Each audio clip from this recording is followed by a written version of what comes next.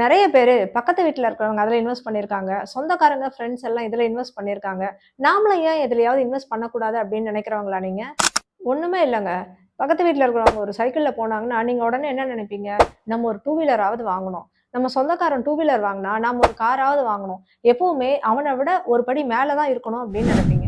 இப்படி நினைக்கிறது ஆரோக்கியமான வளர்ச்சி கிடையாது. நீங்க என்ன பண்ணுவீங்க? ரூ. 20,000 வாங்குற அவனே இவ்ளோ இன்வெஸ்ட் பண்ணும்போது, நான் ரூ. 2,00,000 சேலரி வாங்குறேன். நான் ஏன் அவன விட டபுள் மடங்கு இன்வெஸ்ட் பண்ணக்கூடாதுன்னு நினைப்பீங்க? மொத்தத்துல கண்ண மூடிக்கிட்டு, அவன் எதுல பண்ணியிருக்கான், அந்த எந்த மார்க்கெட்டிங் ரிசர்ச்சும் எடுக்காம, நீங்க அதுல இன்வெஸ்ட் பண்ணுவீங்க. கடைசியில லாஸ்ல தான் முடியும். இந்த ஜெனரேஷன்ல இருக்கிறவங்களுக்கு இன்வெஸ்ட்மெண்ட்னாலே ஞாபகம் வர்றது ஒரே ஒரு விஷயம் தாங்க. எஸ்ஐபி. எஸ்ஐபின்னா என்ன? Systematic investment plan. எஸ்ஐபில நீங்க லேக்ஸ்ல இன்வெஸ்ட் பண்ணீங்க அப்படின்னா 1 crore 2 crore அப்படின்னு சம்பாதிக்கலாம் நிறைய பேர் சொல்லியிருப்பாங்க. அது நிஜமாவே உண்மையா? இத மாதிரி நடக்குமா? அப்படிங்கிறத நம்ம பார்ப்போம். நம்ம இன்ஸ்டாகிராம் பேஜ்ல எஸ்ஐபில இன்வெஸ்ட் பண்ணுங்க அப்படின்னு போட்டிருப்போம். அதை அப்படி இப்படின்னு நீங்க சொல்றீங்க. ஆனா அதை எப்படி போடுறது அப்படின்றது எதுவுமே தெரியல. இன்பாக்ஸ்ல நிறைய பேர் கமெண்ட் பண்ணியிருக்கீங்க. இப்ப எஸ்ஐபில எப்படி இன்வெஸ்ட் பண்ணலாம்? அதோட ஃபியூச்சர் எப்படி இருக்கும்? எந்த அளவு ப்ராஃபிட் பெர்சன்டேஜ் இருக்கும்? இத பத்தின கம்ப்ளீட் டீடைல நம்ம இந்த வீடியோல பார்க்கலாம். ஃபர்ஸ்ட் எஸ்ஐபினா என்னன்னு பார்ப்போங்க. எஸ்ஐபினா என்னன்னா, நீங்க ஒரு வாடகை வீட்ல இருக்கீங்க. மாசம் மாசம் அந்த ஹவுஸ் ஓனருக்கு வாடகை குடுப்பீங்க.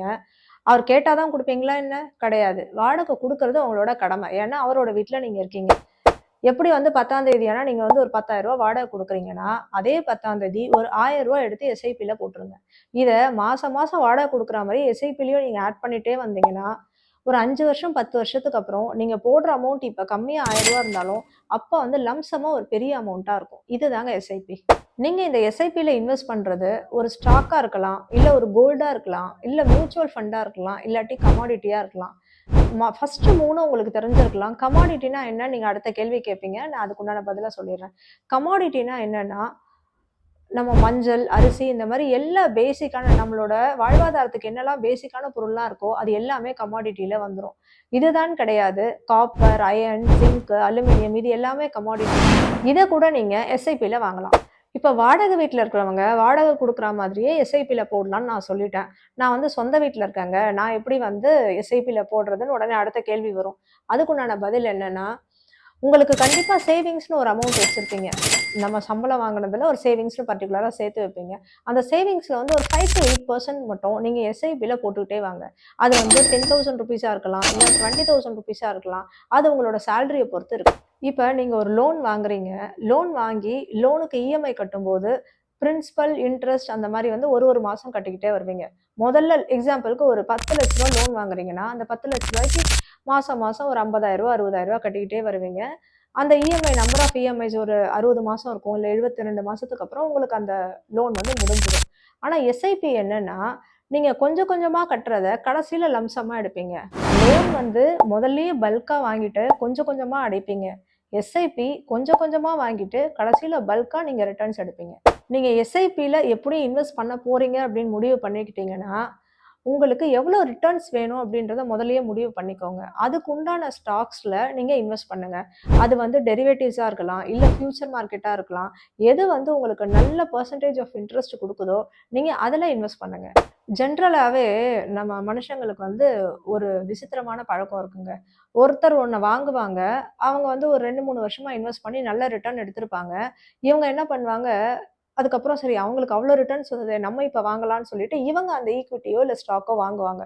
இங்க என்ன நடக்கும்னு பார்த்தீங்கன்னா, அவர் கம்மியான ரேட்ல வாங்கி, அதிகமான ரேட்டுக்கு சேல் பண்ணியிருப்பாரு. ஆனா, இவர் வாங்கும்போதே அதிகமான ரேட்டா இருக்கும். ஸோ, அப்பன்னா இவருக்கு ப்ராஃபிட் வர்றது கஷ்டம். ஸோ, அதனால பக்கத்து வீட்டுக்காரன், ஃப்ரெண்ட்ஸ் எல்லாம் இத பண்றான், நம்மளும் பண்ணலாம் அப்படின்னு சொல்லிட்டு பண்ணாதீங்க. ஒரு சின்ன மார்க்கெட் ரிசர்ச். இப்போ ஒரு கம்பெனியோட ஷேர நீங்க எஸ்ஐபில வாங்கலாம்னு நினைக்கிறீங்கன்னா, அந்த கம்பெனி ப்ராஃபிட் அண்ட் லாஸ், அதோட குவார்ட்டர்லி ரிட்டர்ன்ஸு, வேற யாராவது சிஇஓ மாறுறாங்களா? இந்த மாரி நெறைய இன்ஃபர்மேஷன் பார்த்துட்டு, அதுக்கப்புறம் எஸ்ஐபில இன்வெஸ்ட் பண்ணுங்க. உங்களோட டீம் லீடர் இருக்காருங்க ஆஃபீஸ்ல. அவர் என்னன்னா ஒரு 2 லேக்ஸ் ஏர்ன் பண்ணுவாரு. அவர் என்ன பண்ணுவாரு, ஒரு 30,000 எஸ்ஐபில போட்டு வச்சிருப்பாரு. நீங்க என்ன பண்ணுவீங்க, உங்களோட சேலரியே ரூ. 1,00,000 தான் இருக்கும். அவரே வந்து ரூ. 30,000 போடுறாரு. நம்ம ரூ. 30,000 போடலான்னு போடுவீங்க.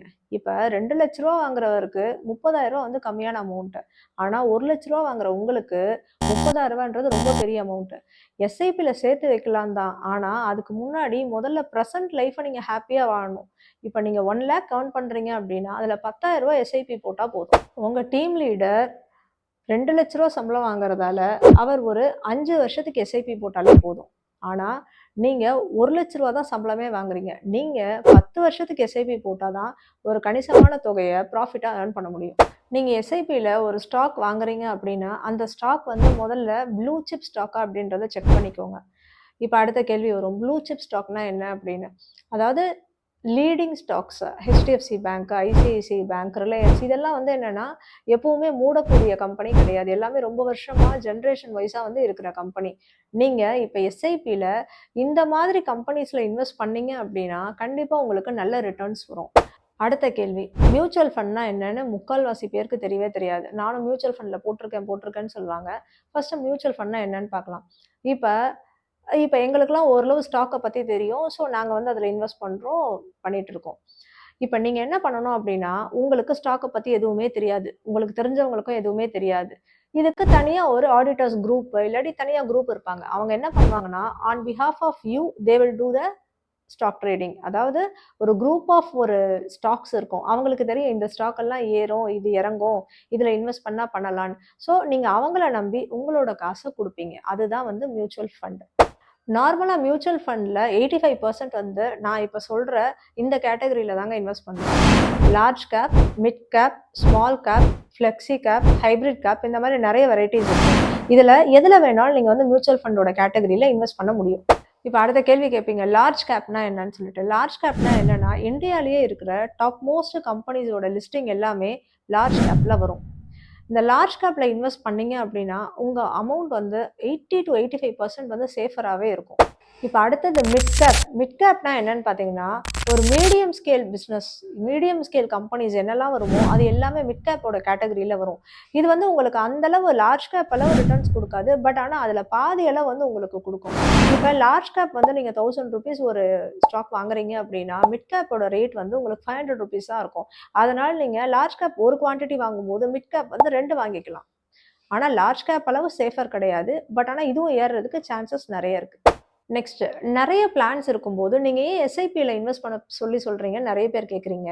ஏன்னா, எஸ்ஐபில உங்களுக்கு ஆப்ஷன்ஸ் அதிகம். இப்ப மியூச்சுவல் ஃபண்ட்ல போனீங்க அப்படின்னா, 4லருந்து 5 கேட்டகரி தான் இருக்கும். ஆனா, எஸ்ஐபில அப்படி கிடையாது. நெறைய ஆப்ஷன்ஸ் இருக்கு. டெரிவேட்டிவ்ஸ் இருக்கு, உங்களுக்கு ஃபியூச்சர் பிளான்ஸ் இருக்கு. அது மாரி நெறைய ஆப்ஷன்ஸ் இருக்கு. நீங்க இண்டிவிஜுவலா நீங்க அத ரிசர்ச் பண்ணி பண்ண முடியும்.